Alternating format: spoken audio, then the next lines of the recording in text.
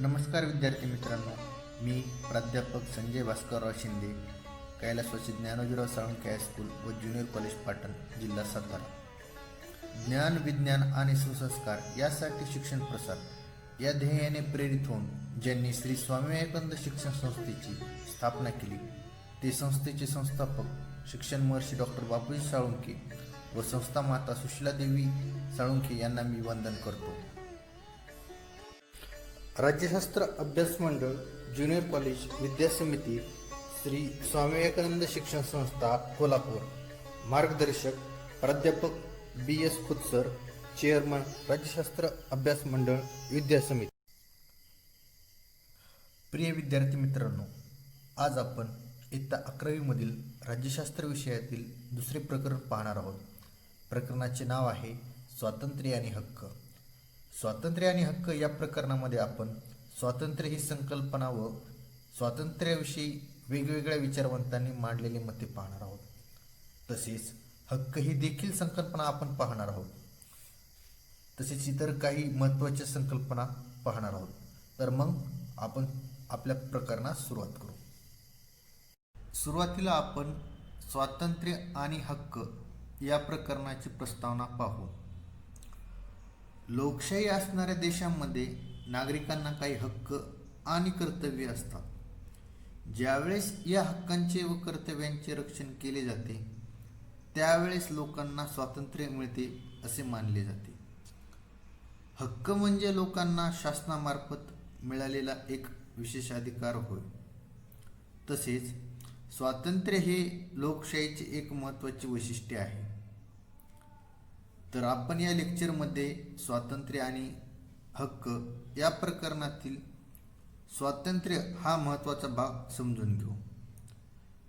स्वातंत्र्य, समता, न्याय व बंधुता ही लोकशाहीची मूलभूत तत्त्वे आहेत. 1789च्या फ्रेंच राज्यक्रांतीने जगाला दिलेली ही देणगी आहे. स्वातंत्र्य या शब्दाला इंग्रजीत लिबर्टी व फ्रीडम असे दोन शब्द वापरतात. यापैकी लिबर्टी हा शब्द व्यक्ती स्वातंत्र्याबाबत वापरतात, तर फ्रीडम हा शब्द राज्याच्या स्वातंत्र्याबाबत वापरला जातो. उदाहरणार्थ, भारतास मिळालेले स्वातंत्र्य. लिबर्टी व फ्रीडम यापैकी लिबर्टी हा शब्द मूळ लॅटिन भाषेतील लिबर या शब्दापासून निर्माण झाला आहे. स्वतंत्र, बंधनमुक्त किंवा मुक्ती असा त्याचा अर्थ आहे. स्वातंत्र्य हे लोकशाहीचे महत्त्वाचे वैशिष्ट्य मानले जाते. स्वतंत्र असणे म्हणजे मुक्त असणे, गुलामगिरीतून मुक्तता, जुलमी राजवटीपासून सुटका, परकीय सत्तेच्या जोखडातून मुक्तता म्हणजे स्वातंत्र्य होय. तुम्हाला स्क्रीनवर दिसणाऱ्या सर्व चित्रांचं तुम्ही बारकाईने निरीक्षण करा. तुम्हाला यामध्ये काहीतरी फरक झालेला दिसेल किंवा तुम्हाला यामध्ये काहीतरी बदल झालेला दिसेल. पहा, चित्र क्रमांक 1 व चित्र क्रमांक 2 या चित्रांचे तुम्ही बारकाईने निरीक्षण केले तर चित्र क्रमांक 1 मध्ये गुलाम असणाऱ्या एका बालकाचे चित्र दिसत आहे. तर चित्र क्रमांक 2 मध्ये गुलामगिरीतून मुक्तता झालेल्याचे चित्र दिसत आहे. तर तुम्हाला गुलाम व गुलामगिरीतून मुक्त झालेल्याचे चित्र दिसत आहे. तसेच तुम्हाला चित्र क्रमांक 3 मध्ये इंग्रज सैन्याची तुकडी दिसत आहे, ज्यावरून तुम्हाला इंग्रज राजवटीच्या काळातील स्थिती दिसत आहे. तर तुम्हाला चित्र क्रमांक 4 मध्ये भारताचे पहिले पंतप्रधान जे की पंडित जवाहरलाल नेहरू भारताचा राष्ट्रध्वज हातात घेऊन पाहताना दिसत आहे. यावरून आपल्याला असे समजते की स्वातंत्र्य हे व्यक्तीचे, समाजाचे आणि राष्ट्राचे असते. तर व्यक्ती स्वातंत्र्य म्हणजे सर्वांगीण विकास घडवून आणण्यासाठी आवश्यक असलेले स्वातंत्र्य होय. तसेच परकीय सत्तेपासून समाजमुक्त असणे म्हणजे राष्ट्रीय स्वातंत्र्य होय. आता आपण स्वातंत्र्याचे स्वरूप समजून घेऊ. स्वातंत्र्य ही संकल्पना सर्वांना माहीत व आवश्यक असणारी संकल्पना आहे. त्याची जाणीव आपल्याला सतत होत राहते. स्वातंत्र्याचा उपभोग घेणारा समाज स्वतंत्र व लोकशाहीवादी समजला जातो. स्वातंत्र्य या संकल्पनेचे स्वरूप समजण्यासाठी आपल्याला पुढील विचारवंतांची मते अभ्यासावी लागतात. प्रथम आपण थॉमस हॉब्स याच्याविषयी अभ्यासू. थॉमस हॉब्सने लेवायथन या ग्रंथात स्वातंत्र्यविषयक विचार मांडले. हॉब्स या ब्रिटिश विचारवंताच्या मते स्वातंत्र्य हा मनुष्याचा नैसर्गिक अधिकार आहे. हॉब्सने असे मत व्यक्त केले आहे की बंधनाचा भाव म्हणजे स्वातंत्र्य होय. हॉब्सच्या मते प्रत्येक व्यक्तीस स्वतःच्या इच्छेनुसार जगण्याचा अधिकार आहे. त्यामुळे त्याच्यावर कोणतेच बंधन असू नये असे त्याला वाटते. त्याच्या मते भीती आणि गरज या दोन्ही गोष्टी स्वातंत्र्य प्राप्तीसाठी मनुष्यास प्रेरणादायी ठरतात.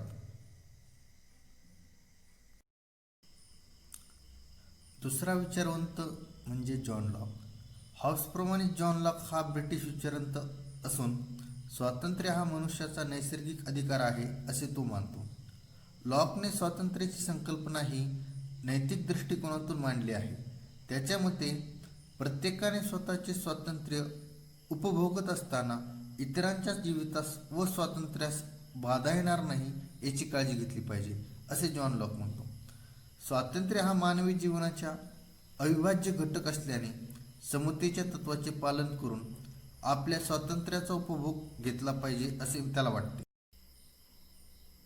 जॉन लॉकने आपल्या विचारात स्वातंत्र्याला विशेष महत्त्व दिले आहे. प्रत्येक व्यक्ती ही विवेकी असल्यामुळे आपल्या सद्सद्विवेक बुद्धीचा वापर करून त्याने स्वातंत्र्याचा उपभोग घ्यावा असे त्याला वाटते. लॉकने आपल्या स्वातंत्र्याच्या संकल्पनेत बंधनाचा अभाव व निवडीचे स्वातंत्र्य या दोन तत्वांचा समावेश केला आहे. असे असले तरी अमर्याद स्वातंत्र्याची कल्पना त्याने अमान्य केली आहे. पुढील विचारवंत म्हणजे जॉन जॅक्विस रुसो होय. रुसो यांचा जन्म जिनिव्हामध्ये झाला. त्यांना फ्रेंच राज्यक्रांतीचा जनक मानतात. रुसो हा एक जिनिव्हन विचारवंत असून त्यांनी स्वातंत्र्याची संकल्पना ही सामूहिक दृष्टिकोनातून मांडलेली आहे. स्वातंत्र्याचा सामूहिक दृष्टिकोनातून विचार मांडत असताना त्यांनी व्यक्तीने संपूर्ण समाजाच्या हितासाठी स्वतःचा स्वार्थ बाजूला ठेवला पाहिजे असा विचार मांडला. रुसोने स्वातंत्र्याची संकल्पना ही समाजातील व्यक्तीला वर्गव्यवस्था आणि विषमतेपासून स्वातंत्र्य देणारी आहे. म्हणून रुसो यांची जी स्वातंत्र्याबद्दलची विचार हे व्यापक आहेत. कारण का तर संपूर्ण समाजाच्या हितासाठी व्यक्तिगत स्वरूपाचा स्वार्थ बाजूला ठेवला पाहिजे. अशा राज्याच्या हिताचा विचार, समाजाच्या हिताचा विचार त्यांनी मांडलेला आहे. व्यक्ती स्वातंत्र्य म्हणजे मला वाटेल ते करण्याचे स्वातंत्र्य असले पाहिजे आणि मग मी अशा पद्धतीने स्वैराचारपणे वागेल आणि मग मला पाहिजे ती इच्छा पूर्ण करण्यासाठी कशाही पद्धतीचं वर्तन करेल अशा स्वरूपाचा त्यांनी या ठिकाणी विचार मांडलेला नाही. त्यांनी समाजाच्या हिताला प्राधान्य दिलेले आहे आणि स्वतःचा स्वार्थ बाजूला ठेवला पाहिजे हे तेवढे त्यांनी लक्षात घेतलेले आहे.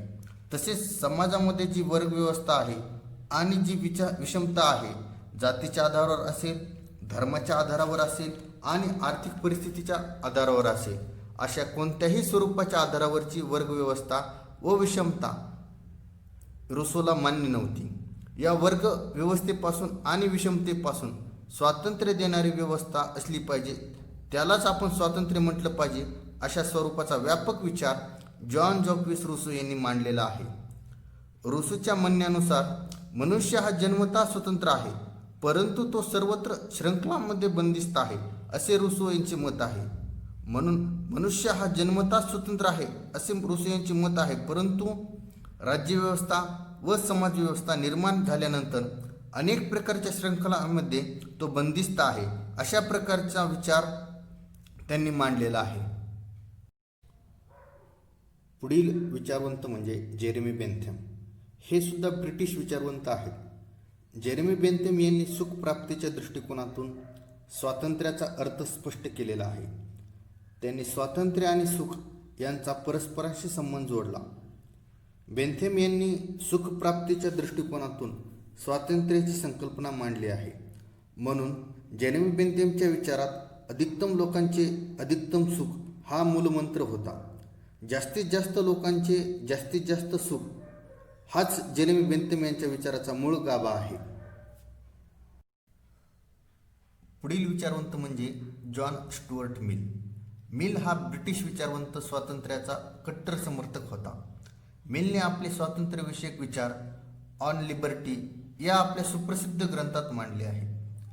मिल यांनी स्वातंत्र्याच्या संकल्पनेत व्यक्तीच्या स्वातंत्र्याचे समर्थन केले असून राज्याच्या अमर्यादित अंकुशाचा विरोध केला.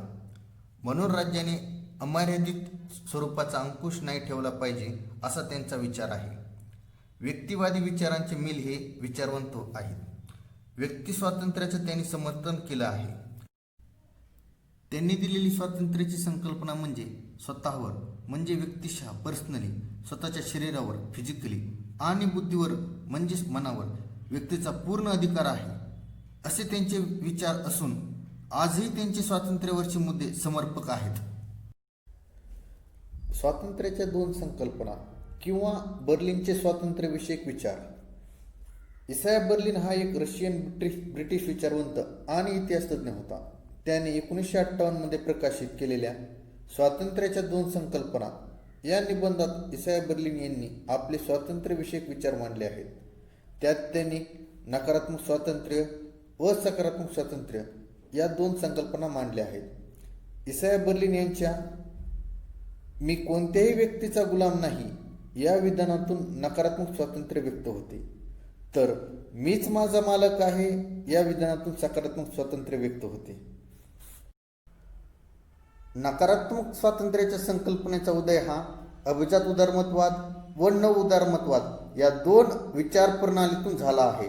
बर्लिनच्या मते व्यक्तीच्या कृतीवर किंवा वर्तनावर कोणतेही बाह्य बंधन नसणे म्हणजे नकारात्मक स्वातंत्र्य होय, तर सकारात्मक स्वातंत्र्य या संकल्पनेचा उदय हा आधुनिक उदारमतवादी या विचारप्रणालीतून झाला आहे. बर्लिन यांनी सकारात्मक स्वातंत्र्य म्हणजे प्रत्येक व्यक्तीने स्वतःच्या क्षमतेनुसार आपल्यातील सुप्त गुणांचा विकास करावा असं म्हटलं आहे. काही महत्त्वाच्या संकल्पना पाहू. त्यातील उदारमतवाद. उदारमतवाद ही एक राजकीय विचारधारा आहे. व्यक्तिवाद हा विचारधारेच्या गाभ्याशी आहे. व्यक्तिवाद म्हणजे व्यक्तीच्या कल्याणासाठी, व्यक्तीच्या हितासाठी, व्यक्तीला स्वच्छंदपणे जगण्यासाठी या ठिकाणी विचाराला प्रोत्साहन मिळते. म्हणून व्यक्तिवाद महत्त्वाचा आहे. कोणतीही कृती शासनाने किंवा समाजाने करत असताना किंवा निसर्ग अवस्थेत घडत असताना व्यक्ती महत्त्वाचे आहेत.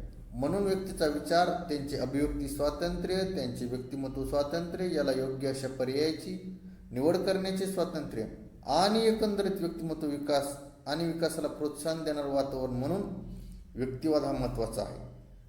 तसेच विवेकवादामध्ये व्यक्तीला कळते चांगले वाईट, सत्य असत्य, म्हणून शासनाने फार मोठा अंकुश या व्यक्ती जीवनावर आणू नये अशा स्वरूपाचा विवेकवाद मांडला आहे. आणि प्रत्येक व्यक्ती जन्मतः स्वतंत्र आहे आणि त्याला जीवित स्वातंत्र्य आणि इतर स्वातंत्र्य आहेत. तसेच न्याय समाज निर्माण झाला पाहिजे, सहिष्णुता प्रस्थापित झाली पाहिजे अशा स्वरूपाची ही उदारमतवादाची मूलभूत मूल्ये आहेत. अभिजात उदारमतवाद ही संकल्पना आता पाहू. अभिजात उदारमतवादामध्ये अभिजात उदारमतवाद हा किमान शासन म्हणजे सरकारचा मानवी जीवनामध्ये कमीत कमी हस्तक्षेप असला पाहिजे अशा स्वरूपाचा विचार. सरकारने वेगवेगळे निर्बंध लावून त्यांच्या व्यक्तिमत्व विकासामध्ये अनेक अडथळे किंवा अनेक प्रश्न निर्माण करू नये. सरकारने किमान हस्तक्षेप करावा, किमान शासन करावं आणि स्वच्छंदपणे त्या व्यक्तिमत्व घडवण्यासाठी त्या व्यक्तीला संपूर्ण स्वातंत्र्य द्यावं या कल्पनेवर आधारलेला आहे. यात सरकारी हस्तक्षेप हा अनावश्यक आणि नुकसानकारक असल्याचे मानले आहे. म्हणून अभिजात उदारमतवाद हा सरकारचा हस्तक्षेप नाकारतो. आता पुढील महत्त्वाची संकल्पना म्हणजे आधुनिक उदारमतवाद. आधुनिक उदारमतवाद म्हणजे राज्याला व्यक्तीच्या जीवनात हस्तक्षेप करण्यास दिलेली मान्यता होय. आधुनिक उदारमतवाद शासनाला व्यक्तीच्या जीवनात हस्तक्षेप करण्यास परवानगी देतो, कारण राज्यसंस्था कल्याणकारी धोरणाद्वारे सामाजिक विषमता दूर करून आणि त्याद्वारे व्यक्तीचे स्वातंत्र्य राखण्यासाठी व त्याचा विस्तार करण्यासाठी योगदान देऊ शकते. म्हणून सरकारचा हस्तक्षेप व्यक्तीच्या जीवनात असला पाहिजे. ज्याच्यातून या राज्यसंस्थेने कल्याणकारी धोरणाद्वारे सामाजिक विषमता दूर करण्याच्या दृष्टिकोनातून त्याचबरोबर व्यक्तीचे स्वातंत्र्य राखण्यासाठी आणि विस्तार करण्यासाठी या राज्यसंस्थेचं योगदान होऊ शकतं. म्हणून आधुनिक उदारमतवाद हा राजकीय हस्तक्षेपाला अनुमती देतो. महत्त्वाच्या संकल्पनेमधील शेवटची संकल्पना पाहू, म्हणजे नव उदारमतवाद. अभिजात उदारमतवाद आणि नव उदारमतवाद जवळजवळ सारखाच आहे. नव उदारमतवाद मुक्त बाजारपेठ व मुक्त व्यापाराचा पुरस्कर्ता आहे आणि मुक्त बाजारपेठ मुक्त व्यापाराचा पुरस्कर्ता म्हणजेच जागतिकीकरण, खाजगीकरण. कल्याणकारी योजनावर खर्चात कपात म्हणून सरकारचा जो काही कल्याणावर होणारा खर्च आहे तो सरकारने कपात केला पाहिजे आणि मुक्त वातावरणामध्ये या अर्थव्यवस्थेचा विकास झाला पाहिजे. जागतिकी बाजारपेठेचा विकास झाला पाहिजे आणि खाजगी कॉर्पोरेट कंपन्यांना म्हणजे प्रायव्हेट ज्या कंपन्या आहेत राष्ट्रीय आणि बहुराष्ट्रीय त्यांना वेगवेगळ्या करात विशेष सवलत दिली पाहिजे, जेणेकरून त्यांना त्यांच्या कार्यक्षमतेत वाढ करण्याच्या दृष्टिकोनातून त्यांना प्रोत्साहन मिळेल. अशा स्वरूपाचा नव उदारमतवादी विचार मांडलेला दिसतो. नकारात्मक स्वातंत्र्य. नकारात्मक स्वातंत्र्य हे अभिजात उदारमतवादी प्रणाली आणि नव उदारमतवादी विचार प्रणाली यांच्या प्रभावातून नकारात्मक स्वातंत्र्याची संकल्पना घडली आहे. स्वातंत्र्यावरील सर्व बंधने ही विचारसरणी नाकारते. म्हणजे नकारात्मक स्वातंत्र्यात व्यक्तीच्या वर्तनावर कोणत्याही प्रकारचे बाह्य बंधन नसावे, कोणतीही बाह्य शक्ती व्यक्तीवर वर्चस्व गाजवू शकत नाही असा त्याचा अर्थ होतो. कोणत्याही बाह्य शक्तीच्या दडपणाशिवाय व्यक्तीला हवे ते करण्याची पूर्ण मुभा नकारात्मक स्वातंत्र्यात असते. म्हणून नकारात्मक स्वातंत्र्य हे कायद्याच्या बंधनातून मुक्त असते. सकारात्मक स्वातंत्र्य. सकारात्मक स्वातंत्र्य हा विचार आधुनिक उदारमतवादी विचार प्रणालीतून उदयास आला आहे. आधुनिक उदारमतवाद्यांनी स्वातंत्र्य, समता, न्याय, बंधुभाव आणि सामूहिक हित हे एकमेकांशी संलग्न आहे असे प्रतिपादन केले आहे. सकारात्मक स्वातंत्र्य म्हणजे प्रत्येक व्यक्तीला स्वतःच्या क्षमतेनुसार स्वतःच्या सुप्त गुणांना वाव देणारे आचरण करणे होय. सकारात्मक स्वातंत्र्यात व्यक्तीला आपले ध्येय साध्य करण्यासाठी शासन व्यक्तीच्या मार्गातील अडथळे दूर करून त्याचा विकास होण्यास मदत करते. सकारात्मक स्वातंत्र्यात स्वातंत्र्यविषयक अधिकार कायद्याने निर्धारित केलेल्या मर्यादेच्या अधीन राहून वापरण्याची व्यक्तीला असलेली मुभा देते. राज्यशास्त्र अभ्यास मंडळ विद्यासमितीचे चेअरमन प्राध्यापक BS खोतसर यांच्या मार्गदर्शनाखाली 11वी राज्यशास्त्र विषयातील प्रकरण 2 यातील पार्ट 1 या व्हिडिओ लेक्चरमध्ये आपण स्वातंत्र्य म्हणजे काय हे पाहिले. तसेच स्वातंत्र्याचे स्वरूप, स्वातंत्र्याच्या संकल्पना, नकारात्मक स्वातंत्र्य, सकारात्मक स्वातंत्र्य आणि इतर काही महत्त्वाच्या संकल्पना पाहिल्या व आपण काही विचारवंतांची मते अभ्यासली. या प्रकरणातील उर्वरित भाग पुढील व्हिडिओमध्ये पाहू. धन्यवाद.